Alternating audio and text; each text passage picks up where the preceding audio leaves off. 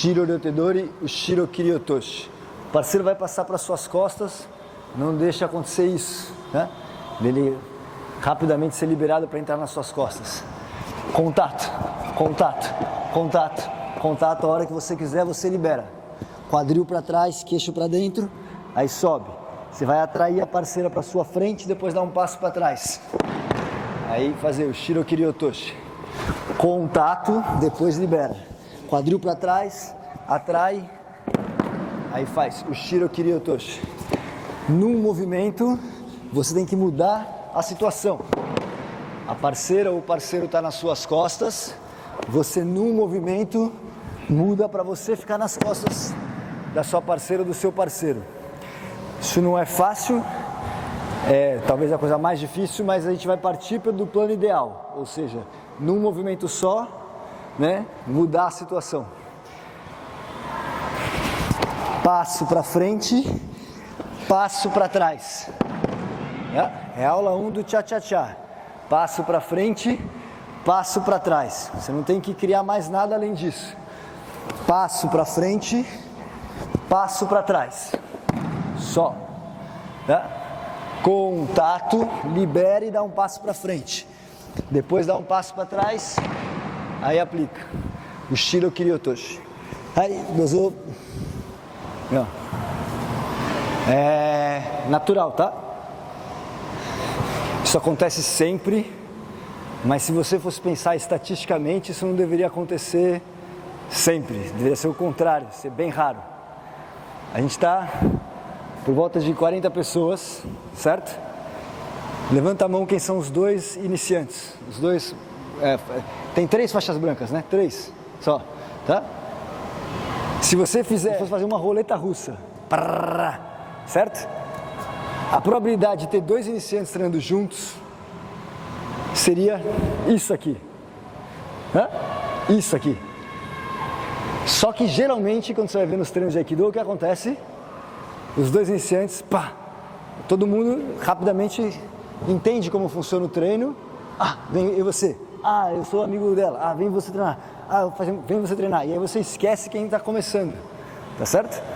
Aí depois de um passo no treino, você fala assim, poxa, tá difícil de ter gente nova treinando Aikido? Claro que tá difícil. Ele chega no treino, não encontra parceiro para treinar, todo mundo já está treinando já com seus grupinhos, né? Aí você fala, boa, não vou mais pro seminário. Aí daqui a pouco ela fala, não vou mais treinar também. Entendeu? No meu dojo tem, né, os Kensho 6 e quem está fazendo a residência fica como te deixa.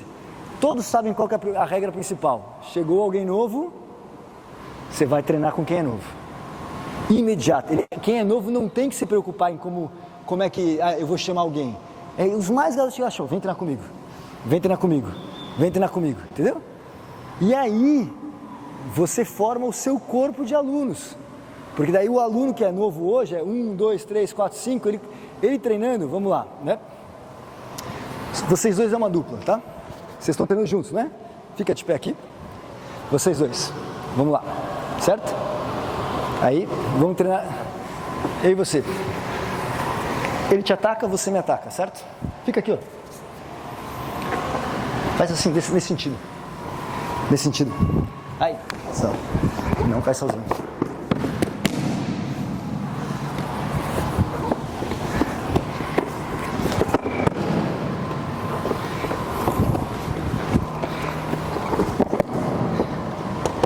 Você está em qual repetição? Segunda, né? Eu já fiz as 4. Segue esse tempo, na hora que ele terminar as 2 dele, ele já fez as 4. Aí vou eu de novo. Na hora que ele terminar dele, eu já fiz minhas 4, ele já fez as 4 dele. A gente está fazendo o mesmo treino. Só que daí eu e ele treinam muito mais, só que eu e ele somos avançados. Eles são iniciantes. Aí termina o treino, parece que a gente fez igual, não fez igual. Eu fiz muito mais, eles fizeram menos. Aí a discrepância nos níveis continua acontecendo. O ideal é troca. Bem, treino. Segurou. Isso. Outro lado.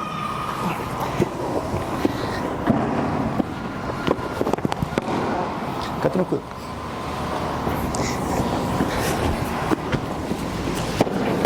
Você vai dobrar a outra perna.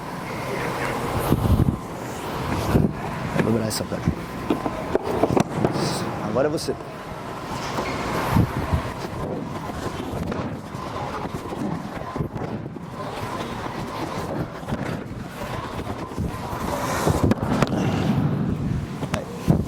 Aí. Você está em qual agora? Na sua segunda ou na sua terceira? Terceira. Tá vendo que é quase ao mesmo tempo? É claro, é um pouquinho mais rápido porque eu tenho um pouquinho mais experiência que ele. Hã? Mas daí não tem discrepância. Aí todo mundo cresce junto. Junto. Então você... Pode sentar. Inicialmente você começa pensando em você, claro. Mas depois tem que extrapolar você e seu parceiro. Depois tem que sair de você, você e seu grupo. A gente está aqui no mesmo barco, tá? É tipo o Titanic, entendeu? Se afundar, vai ter que afundar todo mundo, rico e pobre. Então, estamos juntos, todo mundo junto. Aí, é claro que no início do treino fica os faixas pretas, não, mas imediatamente os faixas pretas tem que chegar lá e ó, vamos treinar com quem não é graduado. Mistura. E aí essa mistura você vai formando e vai saindo. Se não evolui. Vai daqui a 10 anos eu estar aqui, vai estar os graduados, vai mudar um pouquinho os rostos de quem é iniciante, mas vai ser aí a gente vai ficando velho. Velho, vai acabando, tá? Você tem que sair do seu contexto.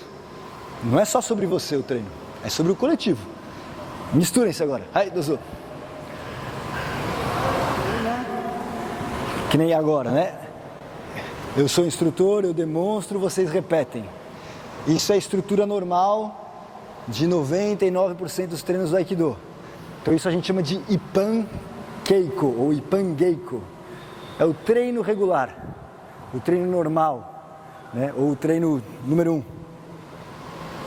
Ippan Geiko. Aí existe, por exemplo, se você for praticar na natureza, vamos praticar na praia, no Parque Lage, chama Yagai Keiko. Porque aí você não tem o tatame, às vezes o piso é irregular, às vezes o piso é assim, aí tem a luz do sol, muda tudo, tem o vento, muda tudo. Isso chama Yagai Geiko. Você tem que praticar também assim. Tem que sair do contexto só do tatame e treinar em outras situações.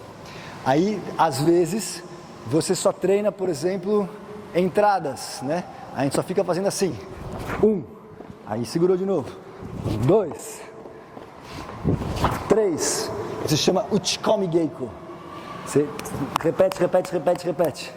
Aí tem treino que você faz em fila, movimentos curtos, né? Explosivos, rápidos, você faz em fila, chama Kakari Geiko. Né? Aí tem treino que é livre. Então, quando você vai fazer no final do treino, Jiwaza, Randori, isso a gente chama de... Ou você pega um treino que o treino inteiro é uma prática mais livre, tem várias formas de fazer. O instrutor demonstra várias formas e fala, escolhe a forma que você quiser. Isso se chama Jiu Geiko.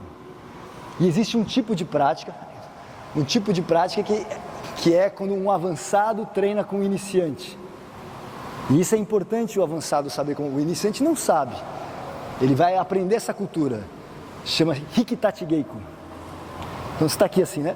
Se a cultura do dojo, do Hikitachi Geiko é assim, eu vou te atacar, aí faz. Olha, você tem que dar um passo para frente, entendeu? Já está até traumatizado, ele fica assim, sim. Aí eu começo a falar, bibibi, a gente não treina e fica falando. Eu jogo a perna dele para frente, eu faço ele fazer isso. Aí levanta, continua. Eu vou ajeitando ele. Quando a nossa tendência, né? Principalmente a gente no Ocidente, você pega, né, Aikido, qualquer arte marcial, né? Ou qualquer subjetivo que você esteja estudando, a gente foi educado para tentar ver a utilidade daquilo. E aí você vê o golpe torceu a mão, então eu tenho que torcer a mão. O golpe, sabe, tipo, a pessoa caiu de costas, eu tenho que derrubar a pessoa de costas. Aí você tende a olhar aquilo e buscar a utilidade daquilo. Mas, né, quando você faz um trabalho mais profundo, principalmente com práticas tradicionais, né, mesmo o Aikido sendo uma arte marcial moderna, essas práticas que a gente está fazendo são mais que milenares, né? Desde que o Homo sapiens sapiens está aí, a gente lida com o nosso corpo e interage com outros corpos. Então, muitas vezes, e na verdade, na maioria das vezes, os movimentos são além daquilo que você está fazendo. Kokyuho não é sobre jogar o parceiro no chão, Iriminage não é sobre somente você entrar nas costas, Ikkyo não é somente você dominar o braço, Nikkei não é você gerar alavanca no punho, você está trabalhando diversas coisas. Né? Aí tem uma passagem clássica, né, do Chuang Tzu, que é um pensador taoísta, que ele faz uma passagem que está conversando com outra pessoa, e a pessoa fala, lá na minha cidade tem uma árvore, né, que não serve para nada. Ela é uma árvore muito grande, mas se eu corto o tronco dela, se dissolve rápido, não consigo fazer nada. Se eu for tentar então fazer uma cumbuca, tem muitos nós, aí não consigo fazer uma cumbuca. E cada hora que ele vai falando uma coisa, a árvore não serve. Aí o Chuang Tzu fala assim, bom, então essa árvore serve, né? Se você plantar essa árvore, ninguém vai cortar, porque em tese ela não tem utilidade. Logo você vai ter uma sombra. Você, né? Você tem que não estar buscando, você tem que treinar. Claro, você vai focar em algumas coisas, mas com o passar dos anos, você naturalmente tem que se descolar só da utilidade e começar a sentir outras coisas no movimento. Como é que aquele movimento trabalha com você? Como é que aquele movimento trabalha no corpo do parceiro? Como é que aquele movimento trabalha enquanto você está no entorno? Aí você vai, pouco a pouco, né, saindo além do movimento, saindo da utilidade. Então, né, e muitas vezes aquilo que é útil numa coisa é justamente aquilo que a pessoa acha que não tem utilidade, que é o vazio. Então, se você pegar, a gente está aqui num espaço grande, amplo, porque ele é um espaço grande, amplo e vazio. Se aqui tivesse vários cômodos, cheio de coisa, já não serviria para a gente treinar. Então, às vezes alguém vai olhar para cá e falar assim, isso aqui é inútil, né? Porque, como é que eu não vou ter meu quarto, não vou ter a cozinha, não vou ter uma sala. Alguém vai olhar aqui e falar, que espaço perdido, eu poderia fazer vários quartos aqui de hotel, tudo fechado. Para a gente é o contrário, o que dá utilidade para a gente é esse espaço livre. Tá certo? Então, não se foca somente numa coisa que está explícita. A maioria das coisas vão estar implícitas, vão estar dentro do movimento. Cabe você ir descascando essa cebola e ir explorando, tá bom? Mas começa primeiro pelo básico. Se o básico não está bem feito, o passo seguinte não vai dar certo, tá? Aí, vamos,